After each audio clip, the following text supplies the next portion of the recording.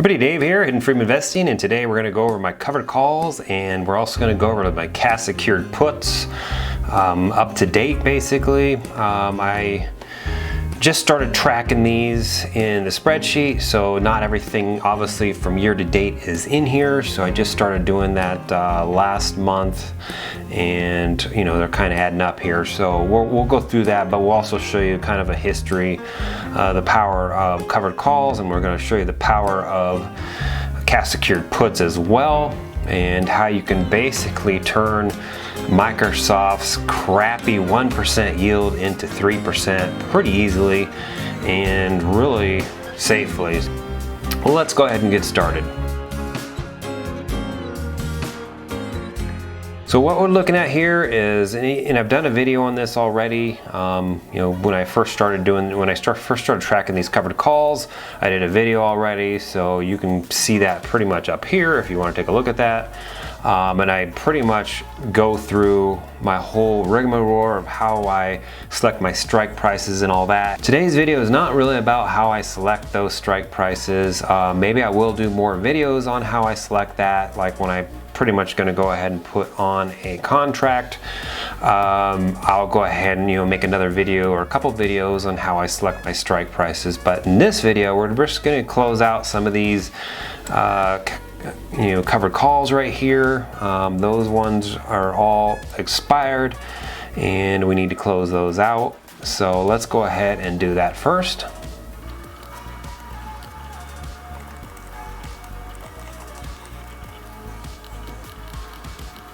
Luke, I am your father. All right, so I closed those out. This date right here is the date that they expired, which is 7/31, so July 31st. I just took the expiration date here.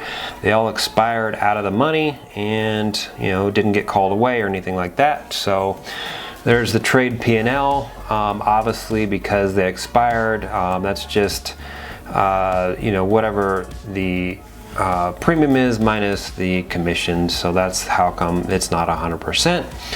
Annualized, there's annualized return. If I, basically did those and got the same premium throughout the whole year, that's what the annualized return would be based on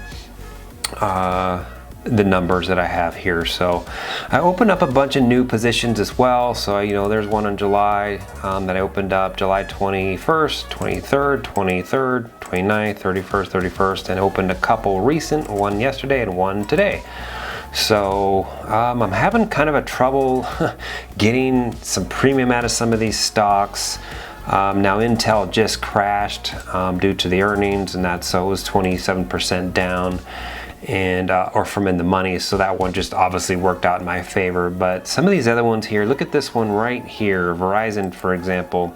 That particular position is 3.48% from being in the money, because the strike price is 60 and the actual stock price is 57.91. So that one is a little in danger of being in the money. It's got 17 days left on it. We'll keep an eye on that one. It's not really a big deal if it gets called away. I just rebuy it on Monday or the following Monday, because that will expire on the 21st of August. Another one is possibly Cisco, which, like I said earlier, if you look at my strike prices on a chart, like that one's 50 there, it's pretty safe. It's probably not going to hit that. There's only 10 days left on that, so that's the rest of this week and next week. It probably won't hit that, but I'm not too worried about these 10 days. That 45-dayer right there and that 17-dayer I might be a little worried about. Of course, this 45-dayer here, it's got to make a 15% move, and Leggett and Platt just made a down move after earnings, so 4 or 5%, something like that. So not too worried about that one. So so those are my covered calls right now. We've made $357 since I started tracking these, and that was right around mid-June. I started these, and I had been doing a little bit of covered calls before that in a different account, but in this account, this is strictly on the dividend portfolio. So we've collected $357 in premium. I just added the rest of the shares, get to Microsoft to get to 100 shares. I was a little debating, I had like another 30 shares to go or something like that, and I was just waiting for it to come down, and it didn't. And my boy Stock Ninja, shout out to Stock Ninjas, basically he bought 100 shares. He bought the rest of the amount to get the 100 shares to do covered calls, and I just followed him. And he made a good point that trying to wait for that stock to come down, you're gonna just make it up in the premium anyway. So that's a very good point. And sometimes I get clouded vision on trying to get the best yield I can possibly get out of Microsoft. So I went ahead and bought the rest of those shares, and then turned around and sold a covered call on it yesterday, and that one expires this Friday. And we got it was nothing out of it, 15 bucks is all I got out of it, but that's really safe. 245. It's got to make a 13% move at this point to be able to be in the money or be at the money. And 245, I think 220, if you look at a chart, is pretty much resistance. So I'm not really worried about it. I'm pretty much going to bank that 15 bucks. And you're probably thinking, Dave, that's not a lot of money. 15 bucks? I mean, it might not be a lot of money, but you think about it. If you did that, once a week, right? 15 times 4, that's 60 bucks. Okay, so that's a lot of money. It all adds up, okay? So if you think about it this way, if Microsoft is yielding 1%, all right, and we can turn Microsoft into a 3% yielder by just doing $8 on average per week, all right, times 52, and that's about $420.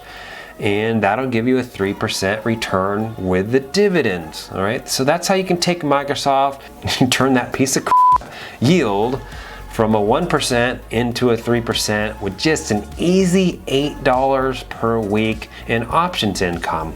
All right, so most likely you're going to end up, higher than that, 15 bucks a week this time, and that's a super safe strike. I'm looking, probably getting even higher premium out of that. I'm going to probably look at doing one on Thursday, and we'll look at see how that, how much premium I can get out of that one. But think about it from this point of view, that $8 is to get the 3%. So if you double that, you're going to get, obviously a higher return. You're probably getting 5% out of it per year. If you're excited about turning that Microsoft yield into 3%, go ahead and like and subscribe and hit that bell notification. So that's how you turn Microsoft lemons into lemonade. We got one on here, an O I just sold to open today. I'm having trouble getting a little bit of premium out of O for some reason lately. I did have a pretty good move up today.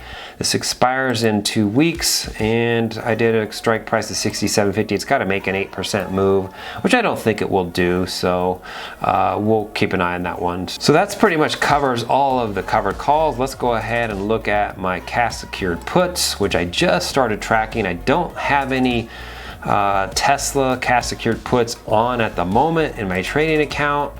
I pretty much bought them back. I bought one back today and made a little bit of money, a little $13 there, a little bit of haircut money. And that's my second time trading Tesla this week already, and here it is already Tuesday. So let's go back to the actual spreadsheet here. And so we started these about mid-June, and we're, that's just a couple of weeks there, and we've already collected $308, and this is all closed. This is all pure profit at this point. Tesla's been my wheelhouse. I used to just do Microsoft and a little bit of Apple and a little bit of Facebook here and there, but Tesla's where it's at. Look at my strike prices: $950, $1,000, $895, $900, $1,000. It had to make literally like a 30 or 40% move to be in the money. Now it can happen, but I really don't go that far out. So I mean, days to expiration. I already closed that one, but that one was about 15 or 14 days. So I don't really go out past 15 days. Now, can it make a 30 to 40% move in 50 days? Yes, of course it can. It's Tesla, right? But it's highly unlikely, so that's the reason why I shoot for those numbers down there. If I get down to 850s or something like that, I'd be better. I'm not looking to try to get the most premium I can out of it. So let's look at my returns here. So the returns of P&Ls, $114, $58, $52, $70, and $30. And then we had the trade P&L percentage at 93%. Look, I only held that one for 2 days, got 93% out of it. 55% of that one, 41%, 40, and 47. So I always try to shoot for that 50% number before I close them. I'm not too worried about, as long as I get some money out of it, and then try to look for, opening a new one on Thursday. Let's go ahead and look at my activity sheet here for the month of June, and now this is for Interactive Brokers. And now for the month of June, all I did was Tesla cash secured puts, and there's one for 1,000, there's one for a strike price of 1,000, there's an 880. Those are closing, actually it's open and probably closed, yeah. So 1,000 and then close. Did a strike price at 880 there, did a strike price at 950, another one 800, another one 850, 950, 1,000, 950, and 1,000. So that's where I'm hanging out, and Tesla's hanging around that 1,500 level. So like I said, it's got to make a 30 to 40% move to the downside for me to be even at risk at this point. And like I said, I really don't hold out past that 7 to 14 days. Normally it's just 7 days, and I'm closing it out even before that. So here is my P&L for the month of June, and that's $604, just easy money in my pocket. Just for a click of the mouse, and I'm collecting $604 very safely. Could I double that with going with a 1,200 to a 1,300 strike? Probably. And I would have a higher likelihood of getting them assigned, but I would rather play it way safer and collect that $600 for really not doing much work at all. I'll probably end up collecting more than $600 for the month of August, just because I didn't really have a whole month in there, or I don't know. That's when I opened it right there. So I lost the whole week, so I could probably get $700 to $800 out of this week, and if I get more, or out of this month, I should say. So I could probably get more aggressive, increase that up to $1,000 pretty easily. But I'm pretty happy that $600. So $600 there for the month of July. And then we also obviously we opened some of these ones. When did I open these ones? Okay, so I just opened one recently, so that one really doesn't count for the month of July right there.